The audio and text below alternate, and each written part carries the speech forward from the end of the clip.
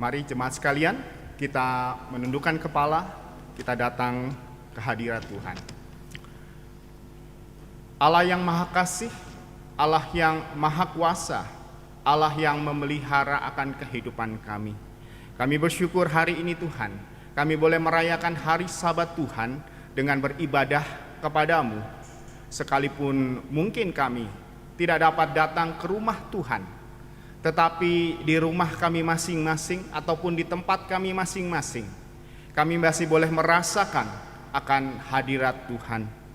Bapa di surga, kami rindu, sungguh-sungguh kami boleh mengerti maksud Tuhan ketika kami berada di dalam situasi yang demikian. Bagaimana kehidupan kami boleh tetap berkenan bagi Tuhan. Dan kami rindu Tuhan, firman Tuhan pada hari ini boleh mengajar kepada kami. Segala pengetahuan yang kami miliki, apapun yang sudah kami pelajari selama ini, tidak hanya mengendap di dalam pikiran kami, tetapi sungguh-sungguh boleh terjadi dalam kehidupan kami. Kami boleh mengalaminya secara pribadi, bukan hanya kami mendengar apa yang terjadi daripada orang lain, tetapi pengalaman bersama Tuhan itu sungguh-sungguh boleh kami rasakan bersama. Dan dengan demikian kami boleh menjadi orang-orang yang disebut sebagai pelaku-pelaku firman Tuhan. Kami rindu Roh Kudus boleh membimbing kami, boleh menuntun kami agar kami boleh berkenan di hadirat Tuhan dan boleh melakukan akan segala kebenaran firman-Mu. Di dalam Kristus Yesus kami berdoa. Amin. Amin. Bacaan Alkitab pada hari ini diambil dari 1 Samuel pasal 3 ayat 1 sampai ayat 20. Nanti saya akan menambahkan satu ayat di ayatnya yang ke-21. 1 Samuel 3 ayat 1 sampai 20.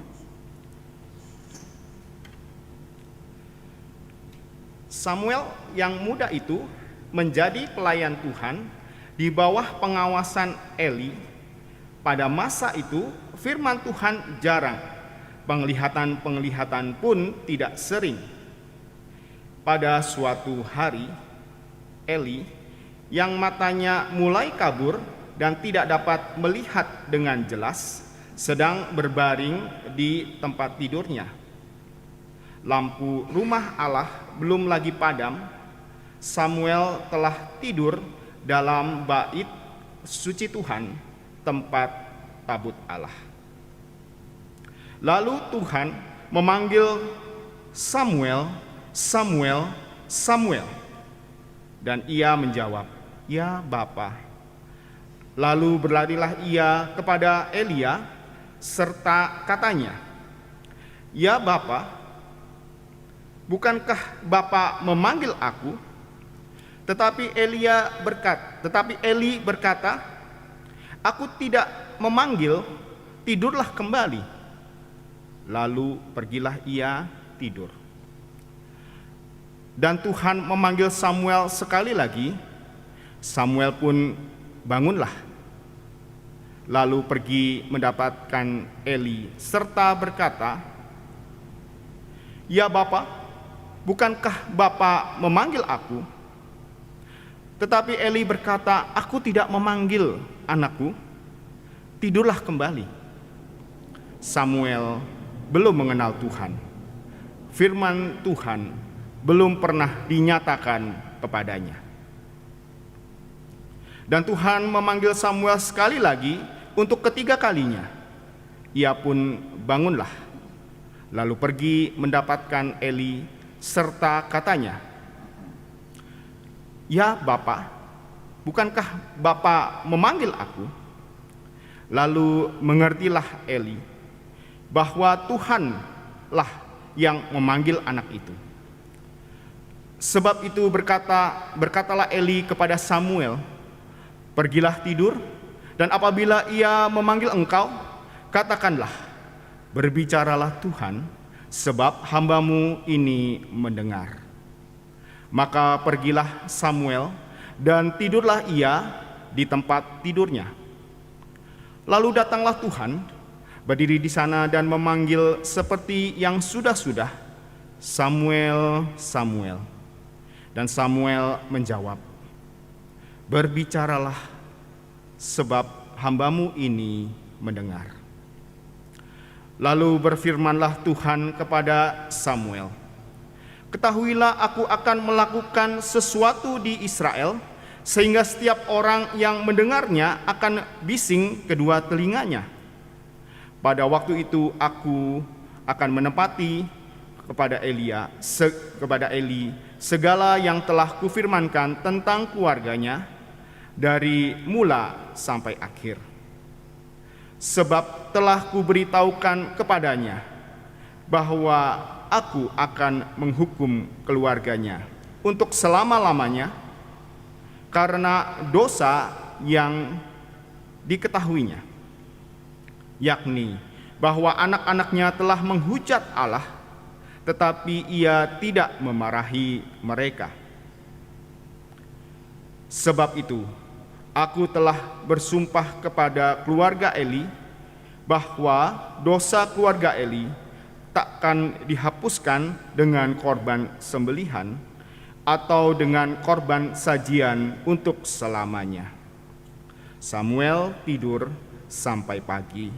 Kemudian dibukanya pintu rumah Tuhan. Samuel segan memberitahukan penglihatan itu kepada Eli. Tetapi Eli memanggil Samuel. Katanya, "Samuel, anakku." Jawab Samuel, "Ya, Bapa." Kata Eli, "Apakah yang disampaikan kepadamu? Janganlah kau sembunyikan kepadaku. Kiranya beginilah Allah menghukum engkau, bahwa lebih lagi daripada itu, jika engkau menyembunyikan sepatah kata pun kepadaku dari apa yang disampaikannya kepadamu itu." Lalu Samuel memberitahukan semuanya itu kepadanya dengan tidak menyembunyikan sesuatu pun. Kemudian Eli berkata, "Dia Tuhan, biarlah diperbuatnya apa yang dipandangnya baik." Dan Samuel makin besar, dan Tuhan menyertai dia, dan tidak ada satupun dari firman-Nya itu yang dibiarkannya gugur. Maka taulah seluruh Israel dan sampai Beersheba bahwa kepada Samuel telah dipercayakan jabatan Nabi Tuhan. Ayat 21, dan Tuhan melanjutkan menampakkan diri di Silo, sebab ia menyatakan diri di Silo kepada Samuel dengan perantaraan firman-Nya. Demikianlah firman Tuhan. Berbahagialah mereka yang mendengarkan firman Allah dan memeliharanya. Haleluya. Haleluya, haleluya, haleluya.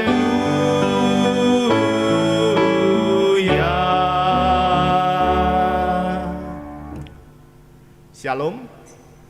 Bapak Ibu sekalian, ketika saya masih kecil, mama saya sering bercerita tentang legenda atau cerita-cerita Tiongkok kuno. Salah satu cerita yang masih saya ingat adalah cerita tentang seorang anak kecil yang suka sekali belajar. Dan hampir kemanapun biasanya dia akan pergi sambil memegang buku dan membaca buku itu. Oleh karena dia sering belajar, maka dia memiliki banyak pengetahuan. Dan karena banyak pengetahuan, seringkali banyak orang yang bertanya kepadanya tentang hal-hal yang tidak mereka ketahui. Maka anak kecil itu pun akan memberikan jawaban-jawaban. Dan karena terbiasa untuk ditanya begitu ya, maka dia pun seringkali memberikan jawaban-jawaban kepada orang-orang di sekitarnya. Sampai kadang-kadang, ya, sekalipun dia tidak ditanya, ya, kalau dia melihat sesuatu yang menurutnya perlu dia memberikan saran, dia akan berkata-kata. Pada suatu kali, ya, dia sedang melewati dia berjalan melewati sebuah sungai di pinggir sungai begitu. Dan ketika dia melewati sungai tersebut, dia melihat ada anak-anak yang sedang berenang di sana. Dan kemudian dia memperhatikan anak-anak itu. Dan kemudian ketika dia memperhatikannya, maka dia mengamat-amati, kemudian dia pun mendekati anak-anak itu dan dia mulai berkata, ya, wah, kalian ini cara berenangnya salah. Harusnya kalian berenang dengan cara begini, cara begitu. Dan kemudian dia mengeluarkan semua pengetahuannya tentang cara berenang yang selama ini telah dibacanya. Dan kemudian anak-anak yang berenang itu mulai kesal kepada si kutu buku ini. Maka kemudian anak-anak itu menarik si kutu buku itu dan dia pun tercebur ke dalam sungai.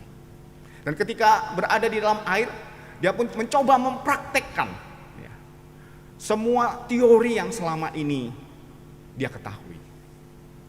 Dan Bapak Ibu sekalian, tentunya kita tahu ya apa yang terjadi dengan anak ini. Sekalipun dia memiliki banyak pengetahuan, tetapi karena dia tidak pernah berenang, dan akhirnya dia pun tenggelam. Dan anak-anak yang lain pun menolong dia. Bapak Ibu sekalian, dari kisah ini kita boleh melihat bahwa teori belum tentu sesuai dengan kenyataan. Seringkali apa yang kita pahami ya, harus kita alami dahulu dan harus kita lakukan. Teori itu perlu kita praktekkan. Dan hal ini Bapak Ibu sekalian, bukankah juga diperkuat dengan apa yang dinyatakan oleh para ahli pendidikan, bahwa mereka menunjukkan bahwa cara belajar seseorang itu berdampak dengan daya serap mereka. Maksudnya adalah cara mereka belajar itu menentukan berapa banyak yang dia bisa serap. Ada yang mengatakan, hasil penelitian ini mengatakan, para ahli mengatakan bahwa dengan mendengar kita akan menyerap 20%. Dengan melihat kita akan menyerap 30%. Dan ketika kita melihat dan mendengar, maka akan 50% dari hal yang kita pelajari itu akan kita serap. Dan kemudian mereka mengatakan bahwa jika kita merumuskan apa yang kita pelajari itu, maka ada 70% pengetahuan yang kita serap. Dan untuk mendapatkan daya serap pengetahuan yang paling maksimal, kita harus melakukannya. Dengan melakukan apa yang kita pelajari, maka secara maksimal 90% yang kita pelajari itu akan kita serap. Oleh karena itulah penulis surat Yakobus menasihatkan kepada kita di dalam 1 Yakobus ayat 1 ayat 2. Maksud saya Yakobus 1 ayat yang ke-22. Firman Tuhan berkata, "Hendaklah kamu menjadi pelaku firman dan bukan hanya pendengar saja. Sebab jika tidak demikian, kamu menipu diri sendiri."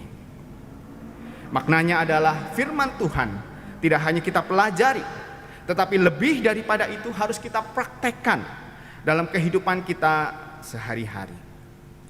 Dan Bapak Ibu sekalian, kita sebagai murid-murid daripada Kristus Yesus, seharusnya kita tidak hanya menjadi pendengar saja, tetapi kita juga menjadi pelaku daripada firman. Dan sebagai pelaku daripada firman, supaya kita bisa melakukan firman itu, kita perlu memahami firman yang kita pelajari. Kita perlu mengalaminya dan akhirnya kita melakukannya. Dan hari ini lewat apa yang kita baca melalui kisah Samuel, hari ini kita mau belajar bagaimana kita bisa menjadi pelaku firman Tuhan. Tidak sekedar kita hanya memahami saja, tetapi kita juga mengalami, bahkan melakukannya. Dari kisah ini, untuk kita boleh menjadi pelaku-pelaku daripada firman Tuhan, seharusnya lah yang pertama-tama kita memiliki relasi dengan Allah. Pada bagian ini Bapak Ibu sekalian, kita ketahui kisah Samuel. Samuel adalah anak daripada Hana, seorang perempuan yang berjanji kepada Tuhan. Jika dia diberikan seorang anak, maka dia akan mempersembahkan anaknya sebagai pelayan Tuhan seumur hidupnya. Dan ketika anak itu telah disapih, maka anak itu dibawa ke rumah Tuhan. Dan di ayat 1 di situ dikatakan, Samuel muda itu menjadi pelayan Tuhan di rumah di bawah pengawasan daripada Eli. Di situ kita melihat bahwa kehidupan Samuel sehari-hari, dia berada di rumah Tuhan. Artinya dia bersama-sama dengan Eli melayani Tuhan. Dan artinya dia juga di sana melihat bagaimana Eli membaca firman Tuhan, membaca Taurat Tuhan. Dan di situ dia juga belajar bersama-sama dengan Imam Eli. Dan kemudian satu hari pada bacaan ini kita boleh melihat bagaimana Tuhan memanggil Samuel. Dan ketika Tuhan memanggilnya, yang boleh kita lihat di ayat keempat, di ayat kelima, dan di ayat yang ke-8, Tuhan memanggil Samuel 3 kali. Namun Samuel mengira bahwa suara yang memanggilnya itu adalah suara Bapak Eli, Imam Eli. Dia tidak tahu bahwa Tuhanlah yang memanggilnya. Hal ini terjadi oleh karena di ayat 7 kita bisa melihat Samuel belum mengenal Tuhan. Dikatakan di sini bahwa firman Tuhan belum pernah dinyatakan kepadanya. Samuel belum pernah mendengar Tuhan bersabda secara pribadi kepadanya. Mungkin dia pernah mendengar dari Imam Eli bahwa Tuhan bersabda kepada umatnya. Di ayat pertama kita bisa melihat pada masa itu firman Tuhan jarang dan penglihatan pun tidak sering terjadi. Oleh karena itu Samuel yang kecil, selama ini dia hanya mendengar saja bahwa Tuhan berfirman kepada umatnya. Mungkin melalui nabi-nabi atau melalui Imam Eli. Namun dia sendiri tidak pernah mengalaminya. Dan oleh karena itulah dia mengira bahwa Imam Eli lah yang memanggilnya sampai 3 kali. Dan akhirnya kita boleh menyadari, boleh melihat bagaimana Imam Eli menyadari bahwa sesungguhnya suara yang memanggil Samuel itu adalah suara daripada Tuhan. Dan kemudian Imam Eli pun mengajarkan bagaimana Samuel boleh meresponi akan panggilan daripada Tuhan itu. Dan ketika kita melihat bagaimana Samuel meresponi akan panggilan daripada Tuhan, di ayat ke-10 sampai ayat ke-15 kita bisa melihat bagaimana Allah mulai berfirman kepada Samuel. Samuel memulai sebuah relasi dengan Tuhan. Tuhan menyampaikan firman-Nya kepada Samuel. Dan sejak daripada hari itu kita boleh melihat hari demi hari relasi Samuel dengan Tuhan semakin dekat. Dan di ayat berikutnya, di ayat-ayat berikutnya, di ayat 19 sampai ayat ke-21, kita bisa melihat bagaimana Tuhan mulai berkomunikasi kepada Samuel. Dikatakan di sini, Samuel makin besar dan Tuhan menyertai dia. Satupun dari firman-Nya itu tidak pernah dibiarkannya gugur. Di sini dikatakan Samuel telah dipercaya menjadi jabatan nabi Tuhan. Nabi adalah seseorang yang menerima akan firman Tuhan. Dan ayat 21 dikatakan Samuel dengan di sini dikatakan selanjutnya Tuhan menampakkan diri, ia menyatakan diri di Shilo kepada Samuel dengan perantaraan firman-Nya. Samuel menjalani satu relasi yang begitu dekat dengan Tuhan. Dan oleh karena relasi itu, Tuhan senantiasa berkomunikasi dengan Samuel. Demikian juga sebaliknya. Bapak Ibu sekalian, saya pertama kali berjumpa dengan Pendeta Yoce itu sekitar tahun 2007 atau 2008.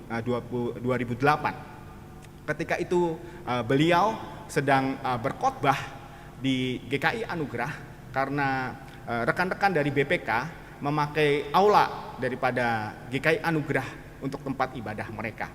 Ketika itu kami berjumpa di konsistori dan kemudian saya memperkenalkan diri sebagai pengerja daripada GKI Anugerah dan beliau mengatakan beliau adalah pendeta dari GKI Kebonjati. Dan saya pun tahu siapa beliau. Namun demikian setelah kejadian itu kami tidak pernah bertemu kembali. Saya mendengar beberapa waktu kemudian bahwa Pendeta Yoce diminta untuk menjadi sekum daripada sinode wilayah. Dan kemudian perjumpaan kami berikutnya itu terjadi pada tahun 2013.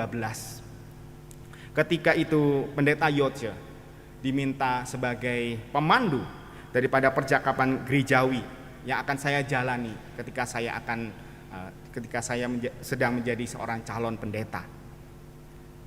Dan kemudian pertemuan demi pertemuan ya, kami jalani bersama oleh karena saya harus belajar mengenai tata gereja dari beliau.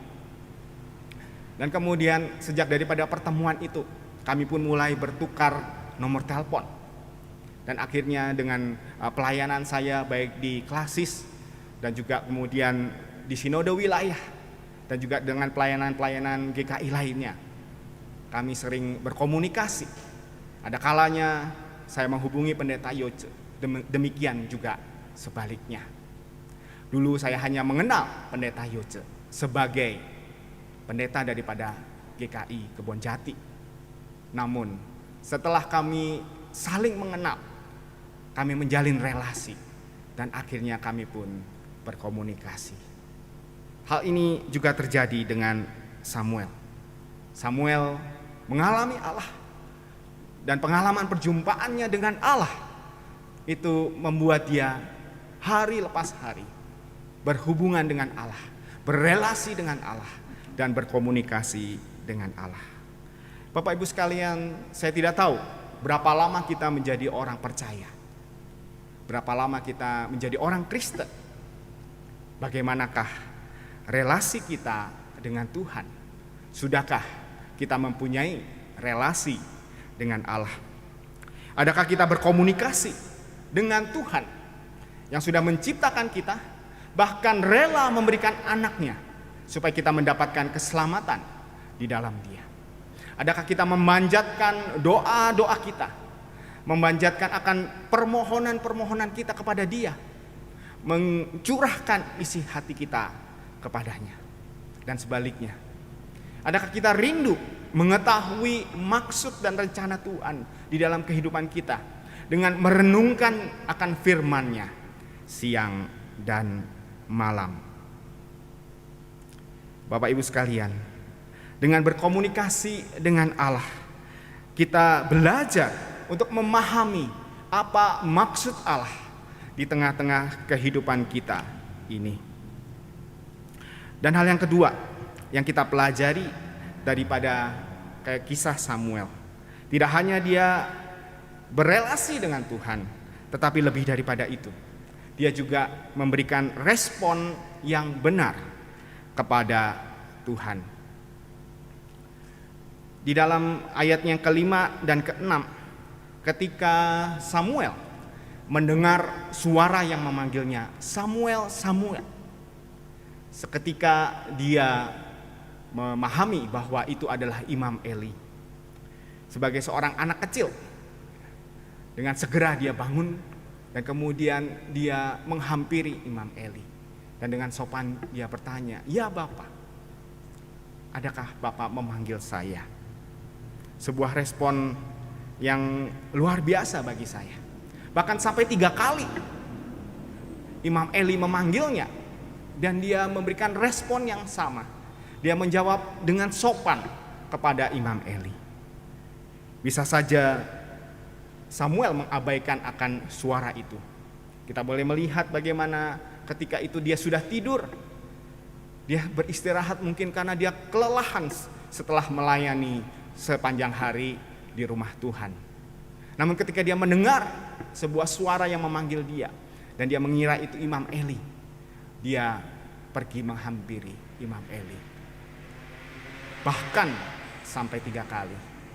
Saya bisa bayangkan kalau kita dipanggil oleh seseorang ya, sampai 3 kali, mungkin di kali yang kedua atau kali ketiga ya, kita akan memberikan respon yang berbeda. Saya mempunyai anak yang umurnya kurang lebih anak saya umurnya 8 hampir 9 tahun ya. Kadang saya memanggil dia untuk sebuah keperluan. Kadang perlu 1, 2, bahkan 3 kali saya memanggilnya. Dan seringkali responnya kadang kurang baik. Namun demikian bukan itu yang Samuel tunjukkan. Dia memberikan respon yang baik kepada Imam Eli. Dan jemaat sekalian, ketika Imam Eli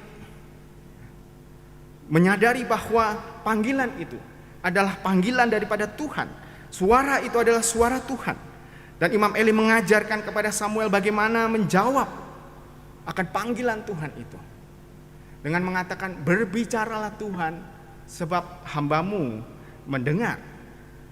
Dan kita boleh melihat bagaimana Samuel kecil itu, dia taat kepada apa yang diajarkan oleh gurunya.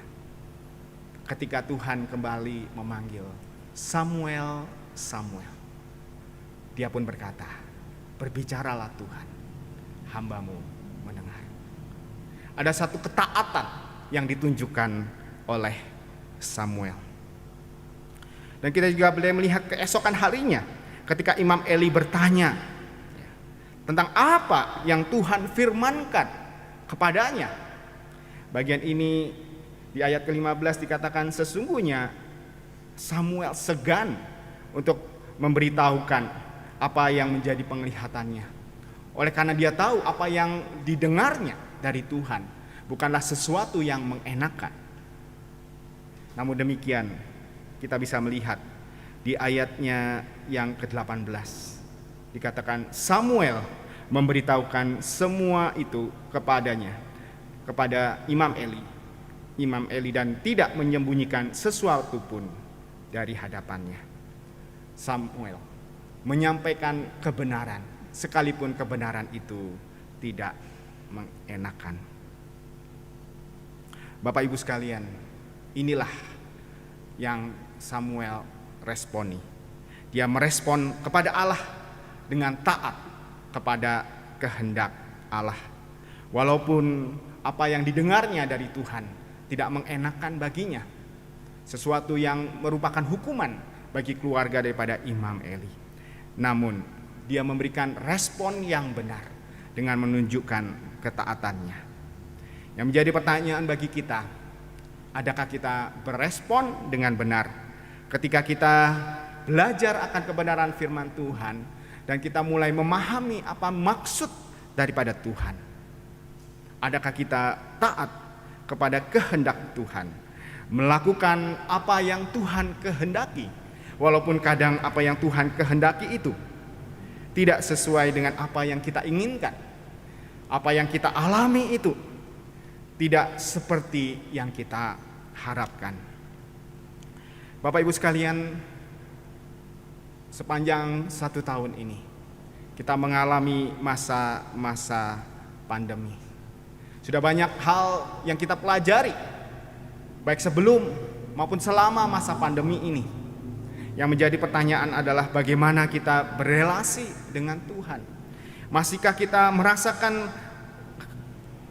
kita masih merasakan perlunya kehadiran Tuhan dalam situasi kita saat ini, sehingga kita terus menjalin relasi dengan Dia? Adakah kita tetap berdoa ketika kita merasakan bahwa doa-doa kita tidak terjawab?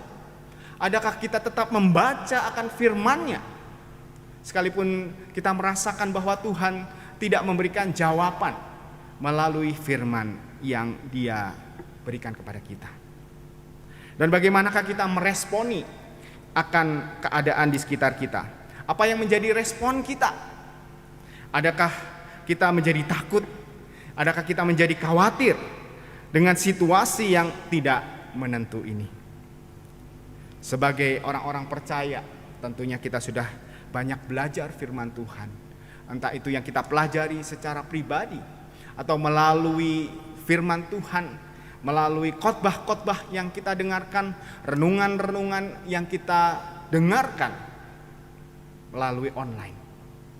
Sejak masa pandemi ini, bukankah banyak hamba-hamba Tuhan yang mengupload akan renungan-renungan mereka di sosial media? Bagaimana kita setelah mempelajari itu semua? Bapak Ibu sekalian, sesungguhnya pada masa pandemi ini adalah kesempatan bagi kita untuk mempraktekkan semua yang sudah kita pelajari selama ini, semua yang sudah kita pahami selama ini. Paling tidak ada dua hal kesempatan yang Tuhan berikan kepada kita untuk kita praktekkan sebagai orang percaya di dalam kehidupan kita dari apa yang sudah kita pelajari selama ini. Yang pertama adalah kita mempraktekkan tentang iman. Di dalam Ibrani pasal 11 ayat 1 dikatakan iman adalah dasar daripada segala sesuatu yang kita harapkan dan bukti daripada segala sesuatu yang tidak kita lihat. Bapak Ibu sekalian, di awal pandemi ini kita berpikir bahwa pandemi ini hanya terjadi untuk 2 minggu saja. Dan kemudian berubah menjadi 1 bulan.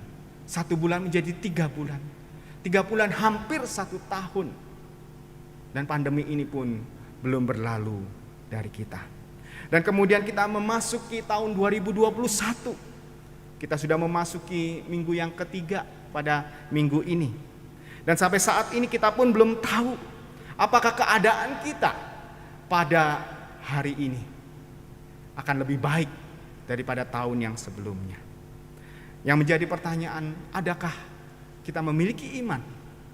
Masihkah kita memiliki pengharapan di dalam Tuhan?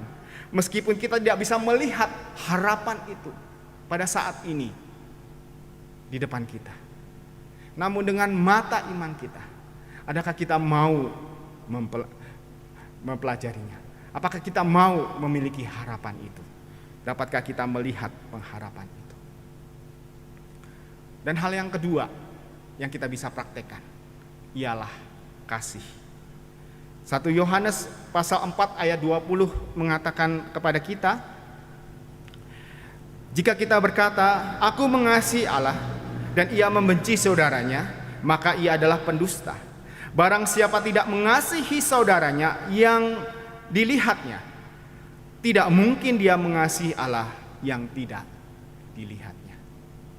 Bapak Ibu sekalian, bukankah pada masa pandemi ini adalah kesempatan bagi kita untuk menyatakan kasih kita kepada sesama kita? Bagian ini mengatakan, kalau kita mengatakan kita mengasihi Allah tetapi kita tidak mengasihi sesama kita, kita adalah pendusta. Kalau selama ini kita mengatakan kita mengasihi Tuhan, mari kita juga belajar mengasihi sesama kita. Sekalipun saat ini mungkin kita penuh dengan keterbatasan, namun justru dalam keterbatasan ini kita mau belajar bagaimana kita bisa menyatakan kasih kita kepada sesama kita. Adakah kita berpikir sekalipun penghasilan kita tidak lebih atau tidak lebih baik daripada tahun-tahun sebelumnya, masih banyak orang lain yang tidak seberuntung dengan kita. Adakah hati kita tergerak untuk mengasihi mereka? Bapak Ibu sekalian, sesungguhnya masa pandemi ini bukanlah penghalang bagi kita untuk lebih memahami, untuk mengalami apa yang sudah kita pelajari, apa yang sudah kita renungkan selama ini tentang firman Tuhan. Justru pada masa pandemi inilah kesempatan bagi kita untuk mempraktekkannya, untuk melakukannya. Dan ketika kita melakukannya, kita akan memahaminya lebih dalam lagi. Kita akan mengalami Allah secara pribadi dan bukan hanya sekedar mendengar seperti apa yang orang lain katakan kepada kita. Maukah kita tidak hanya menjadi pendengar, tetapi kita boleh menjadi pelaku firman. Amin.